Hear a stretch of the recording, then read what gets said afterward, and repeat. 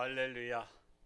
우리 어르신들을 섬기는 교구인데 어려운 가운데서도 잘 섬기고 있어서 고진희 권사님이 어르신들에게 인기 짱입니다.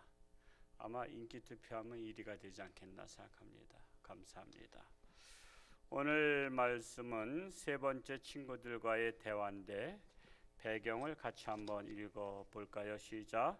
이제는 친구들이라기보다는 다투고 싸우는 사람들처럼 되어버렸습니다.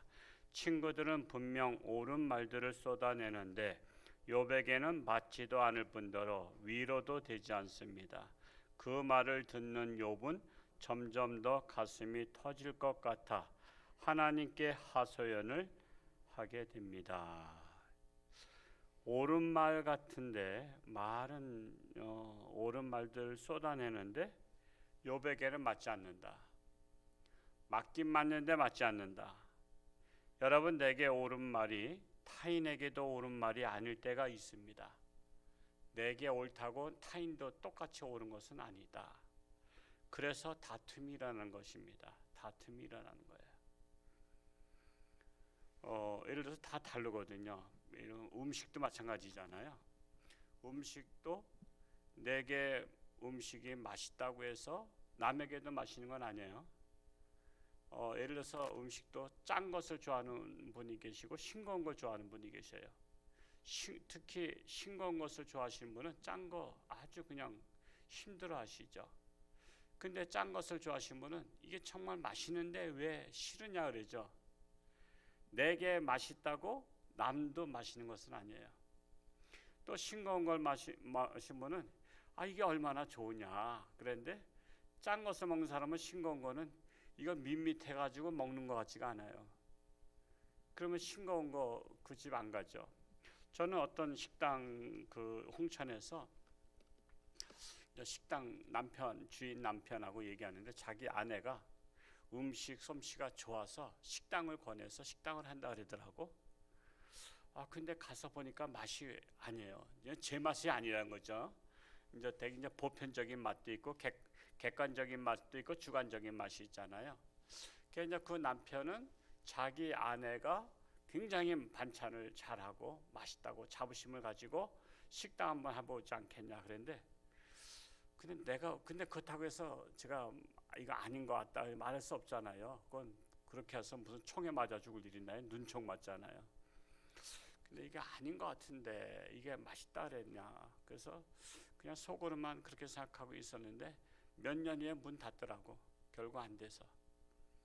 그러니까 내게 맞다고 남에게도 맞는 것은 아니다. 그 착각들을 많이 해요. 착각들을 많이 하셔요. 객관적으로 맛있어야 되는데 주관적으로 맛있어서 해가지고 몇 년 만에 문을 닫아서 지나갈 때마다 거기 없어졌어요. 그러니까는 결국은 안 되니까 없어진 거 아니겠어요? 그러니까 우리가 착각을 할 때가 많아요. 나한테 맞는다고 남한테 맞는 것은 아니다. 욥기에 보면 다 그래요. 욥의 친구들의 말이 다 맞습니다. 다 맞고요. 주옥 같은 말씀들이에요. 근데 욥에게는 안 맞는다는 거예요. 욥에게는 다 맞는 말인데 안 맞는다. 이것을 분별할 수 있어야 지혜로운 자다라는 것입니다. 우리 묵상을 한번 읽어보겠습니다. 1번 시작. 이제 엘리바스는 욥이 죄를 지었다고 제목들을 열거합니다. 까닭없이 형제를 볼모잡고 헐벗은 자의 의복을 벗기며 목마르고 줄인 자에게 물과 음식을 주지 않았다고 내 죄악이 끝이 없다고 그러니 너는 하나님과 화목하고 평안하라고 그러면 복이 내게 임할 것이라고 충고를 넘어서 정죄하기에 이릅니다. 온갖 좋은 말을 다 했지만 욥은 상처만 받는다라는 거예요. 온갖 좋은 말을 다 했어요. 상처받는 거예요. 그러므로 다시 한번 신신당부하노니 상대방이 충고 좀 해달라고 하기 전에는 하지 마라. 그냥 욥에게 처음에 친구들이 왔을 때 망연자실하고 같이 넋을 놓고 멍하고 가만히 있을 때가 위로가 됐어요. 그냥 가만히 있을 때는 위로가 됐는데 그들이 한마디 한마디 말을 하면서부터 상처받기 시작했습니다. 지금 그것을 말씀하고 있는 거예요. 2번을 한번 읽어볼까요? 시작. 빌닷은 세 번째로 하나님 앞에서 사람이 어찌 의롭다 하며 여자에게서 난 자가 어찌 깨끗하다고 하겠는가. 하나님의 눈에는 달이라도 빛을 발하지 못하고 별도 빛나지 못하거든 하물며 구더기 같은 사람, 벌레 같은 인생이겠느냐. 빌닷의 눈에 비친 욥은 자기가 의롭다고 주장하는 모습이 한심스럽게 보이는 겁니다. 그러니까 욥은 나는 의롭다, 내가 죄를 져서 이렇게 온 것은 아니다, 그 말도 맞잖아요. 천상회의가 1장에서 나오잖아요. 욥은 의롭고 온전한 자다. 그럼에도 불구하고 사탄에게 한번 기회를 주잖아요. 네가 어떤 시험이라도 하라. 그러나 목숨은 거두지 않는다. 목숨은 허락하지 않았죠. 그래서 욥의 말이 맞아요. 욥의 말이 맞지만 네가 또 친구 말은 네가 까닭없이 이렇게 환난을 당하냐. 너 우리들은 모르지만 너 우리 몰래 죄진 거 있지. 그거 빨리 하나님 앞에 회개해. 또 그 말도 맞는 거예요. 그러니까 이게 서로 양쪽 말이 다 맞는데 그냥 빌닷의 말도 맞고 욥의 말도 맞다. 그러니까 우리나라 역사에 황희정승 생각이 나죠. 황희정승 뭐 제가 얘기했던 말씀이지만 또 다시 리바이벌에서 말씀드리자면 그냥 머슴 둘이 와가지고 대감님 글쎄 이놈이 이렇게 말합니다. 그래? 자네 말이 맞구만. 그러니까 대감님 제 말도 한번 들어보십시오. 사실은 여차저차해서 제가 이렇게 했던 겁니다. 그러고 보니 자네 말도 맞네. 그랬어요. 그러고 나서니까는 이 말도 맞고 저 말도 맞고 그렇게 얘기하고서는 하여튼 보냈어요. 그러니까는 그 안방에서 마님이 그 문 구멍으로 들여다보다가 밖을 보다가 우리 대감님이 무슨 판결을 저렇게 하는 거야. 이 말도 맞고 저 말도 맞고 이 머슴이 맞든지 저 머슴이 맞든지. 그래서 들어오자마자 잔소리했어요. 아니 대감님은 말이야 이 머슴이 맞든지 저 머슴이 맞든지 판결을 내려줘야지 앞으로 다툼이 없지. 이 말도 맞고 저 말도 맞다면 저들 계속 다툴 거 아니냐고. 듣고 보니까 당신 말도 맞구려 그런 거야. 그러니까는 세 사람 말이 다 맞는 거예요. 그러니까 누구 입장에서 맞아요? 각자 입장에서 다 맞는 거야. 각자 입장에서. 여러분 우리나라가 지금 좌파와 우파가 지금 싸우고 있잖아요. 좌파들의 입장에서는 좌파가 맞는 거예요. 근데 우파들의 입장에서 우파가 맞는 거야. 그러니까 중도파가 생긴 거 아니야. 나는 이쪽도 싫고 저쪽도 싫다. 그런 거예요. 그러니까 사람에게는 그 온전한 마음이 없기 때문에 그런 거야. 그래서 우파의 마음을 갖고 있는 사람이 있고 좌파의 마음을 갖고 있는 사람이 있고 나는 이쪽도 저쪽도 싫다는 마음을 갖고 있는 사람이 있는 거예요. 그러니까 항상 모든 것이 보면요. 부분적으로는 맞는 것들이 있어요. 맞는 것들이. 예를 들어서 뭐 제주도에 4.3 사건이 있었잖아요. 제주도에 가시면 거기는 꼭 가보시는 게 좋아요. 근데 거기 것을 또 다 믿으시면 안 돼요. 거기 글을 제가 다 읽어봤어요.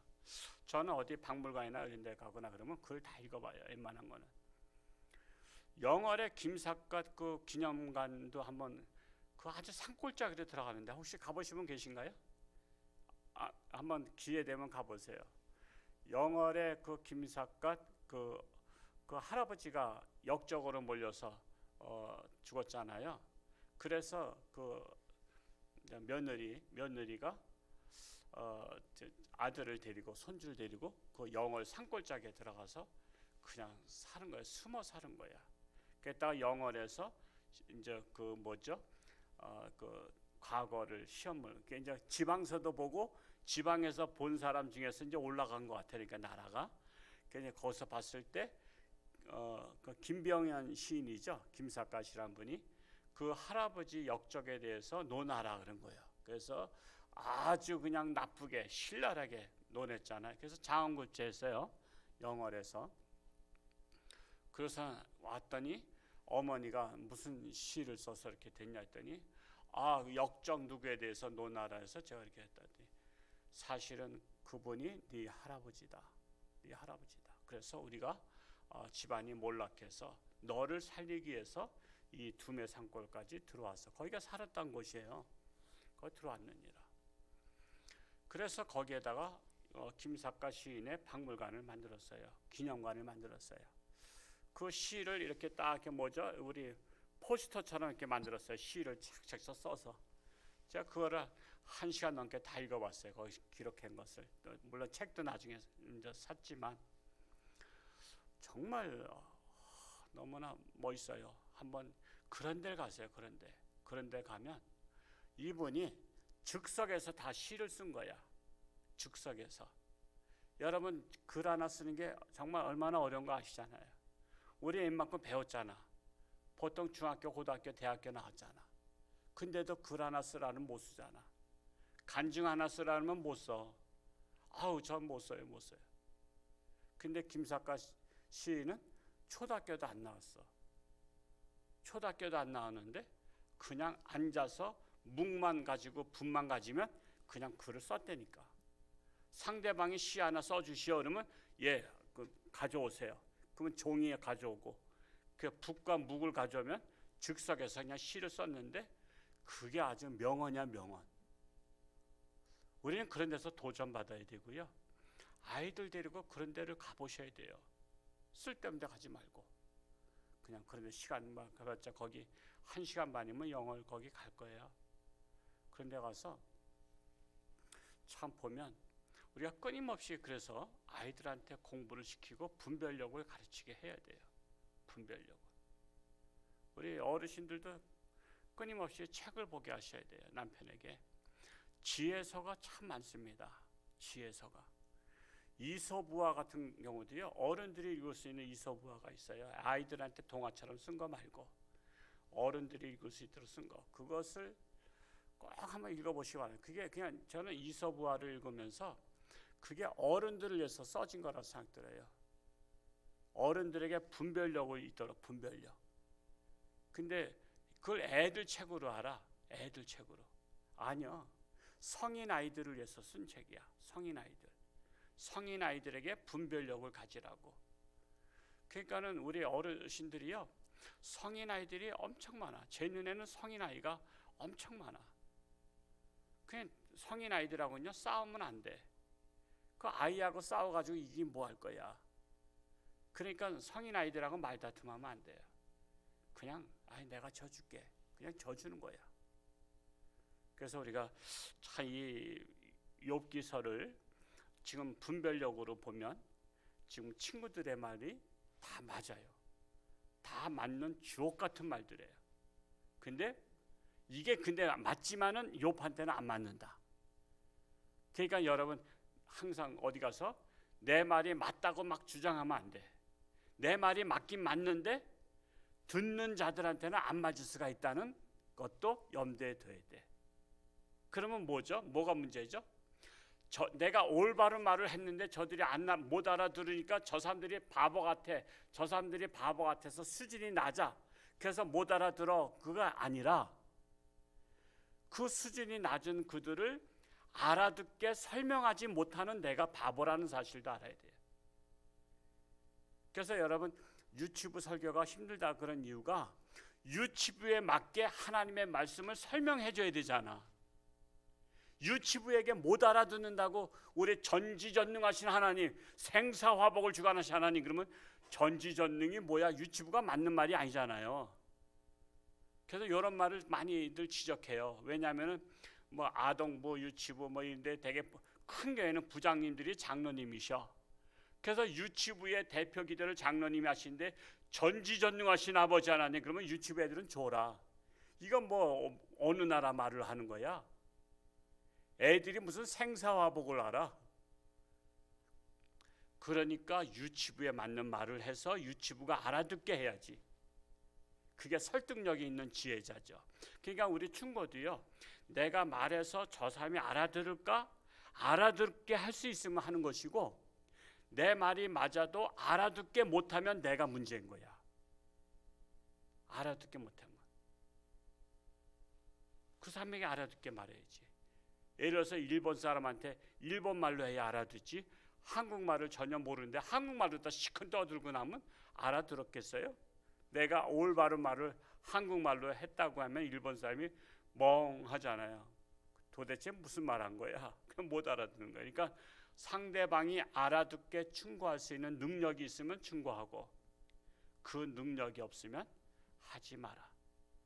그래서 욥기서는 저는 오늘 새벽에 욥기서 시편을 읽었습니다만 그런 거 다 주옥 같아. 그냥 빌다시 말한 것도 주옥 같고 뭐 그냥 소발이 말한 것도 주옥 같고 다 주옥 같아. 다 놓칠 수 없는 말이야.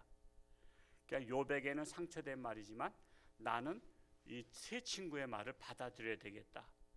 그러니까 받아들일 수 있는 마음을 가지고 오늘 새벽에 욥기서를 읽었어요. 우리 3번을 한번 읽어볼까요? 시작.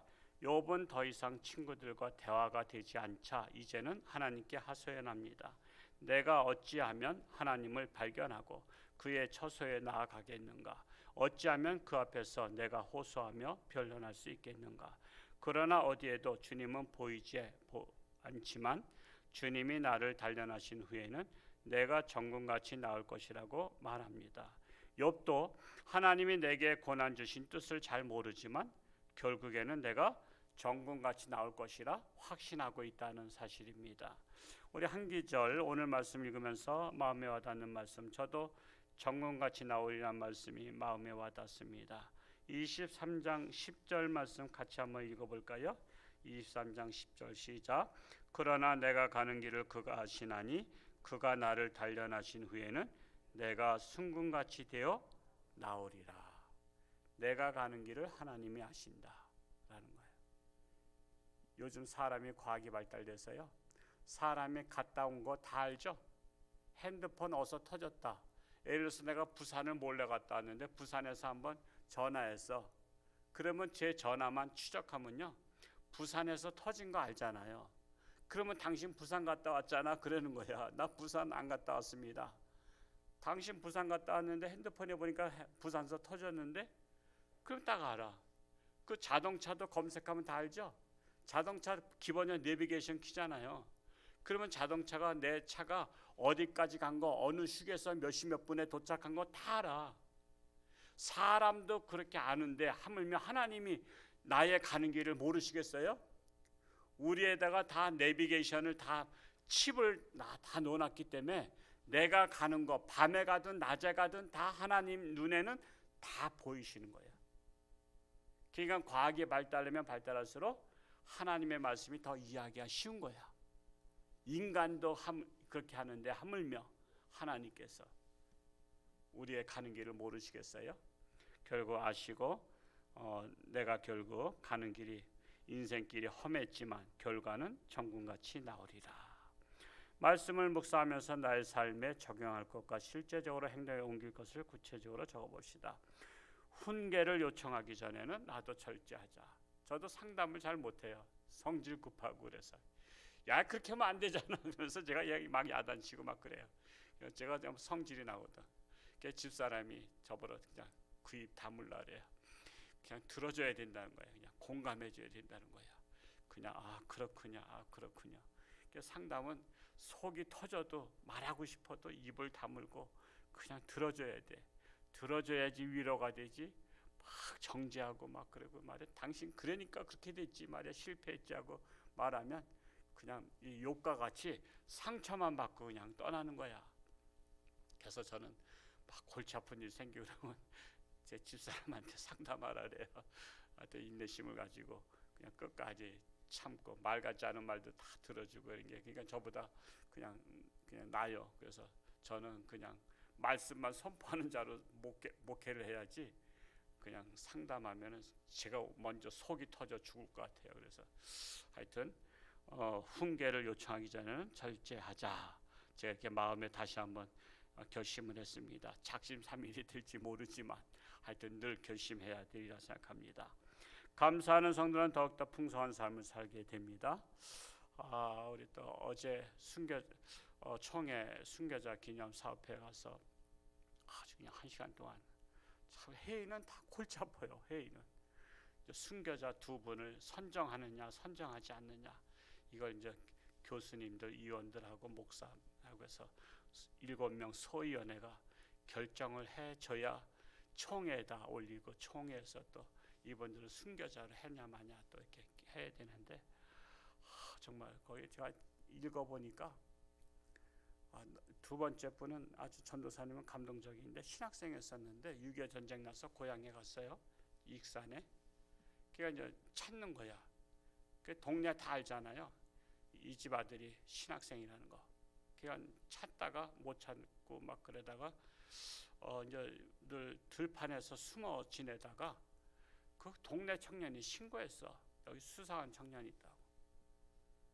그러니까 전쟁 나고 공산당 사회되면요, 옆집 사람이 신고한다는 거 아시죠? 동네 어떤 청년이 신고해가지고 잡혔어. 그러니까 끌려가는데 공산당들이 그런 거야. 그 아버지는 장로님이셔. 만약에 당신이 아버지가 예수를 안 믿겠다고 각서를 쓰면 아들 놓아주겠다는 거야. 그러니까 나는 못한다 이거야. 그럼 못하면 어쩔 수 없이 데려와서 죽여야 되겠다는 거야.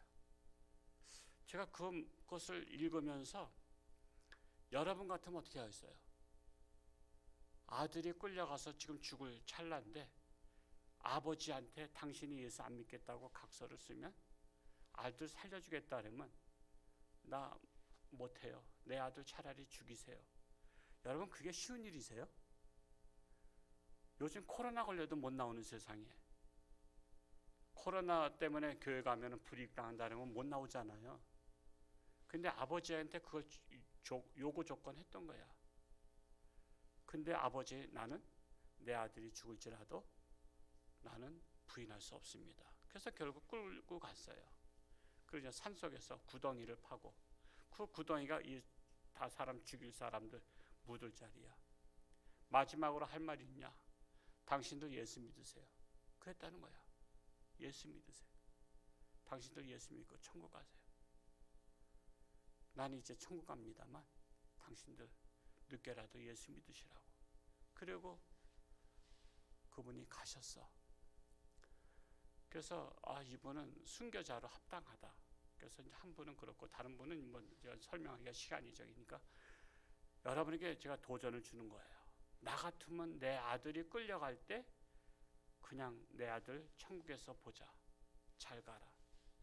난 예수 부인할 수 없다. 그러니까 아들아 천국 가서 만나자. 이렇게 말하기가 여러분 솔직히 우리한테 이 일이 닥친다면 쉬운 일은 아니다라는 거예요. 그래서 그분에 대해서는 나 동의한다. 순교자로. 근데 한 분에 대해서는 조금 이렇게 걸리는 게 있다.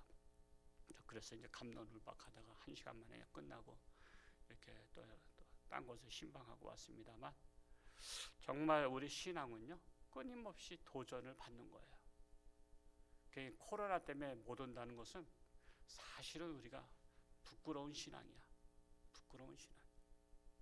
어제 고향 후배, 미국에서 온 후배를 만났는데 미국은 100만 명이 죽었대요. 100만 명이. 코로나로 인해서 100만 명이 죽은 거예요. 그래도 마스크 안 쓴대요. 마스크.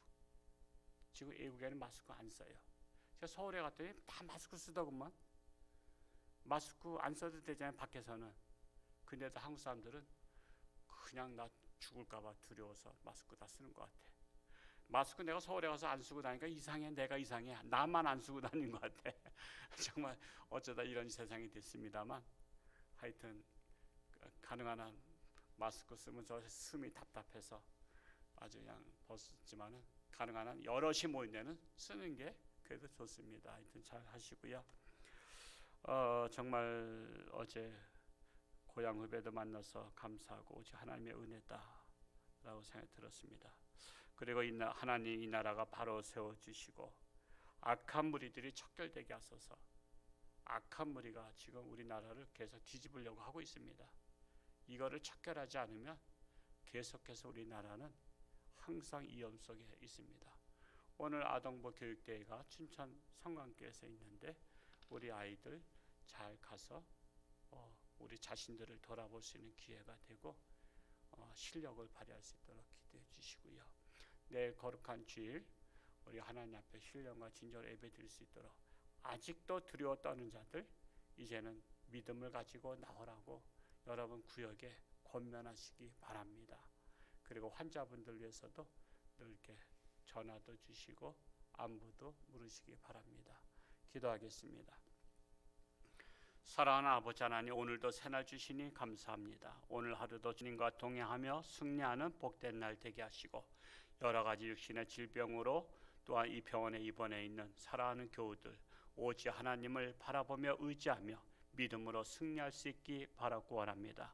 아직도 코로나 시대를 맞이하고 있지만은 그럼에도 불구하고 우린 담대함으로 하나님을 바라보며 믿음으로 나아갈 수 있기를 원합니다. 아동부 교육대회에 함께 하시고 하나님의 은혜로 저들에게 열심히 갈고 닦은 것들이 기억날 수 있도록 축복하여 주옵소서. 내일 거룩한 주일 하나님 앞에 신령과 진정으로 예배를 드릴 수 있는 귀하고 복된 날 되게 하여 주옵소서. 회복의 역사가 일어나게 하시고 악한 세력들이 이제는 물러나고 이 땅에 하나님의 나라가 정착될 수 있도록 은혜를 베풀어 주옵소서. 예수님의 이름으로 감사하며 기도하옵나이다. 아멘.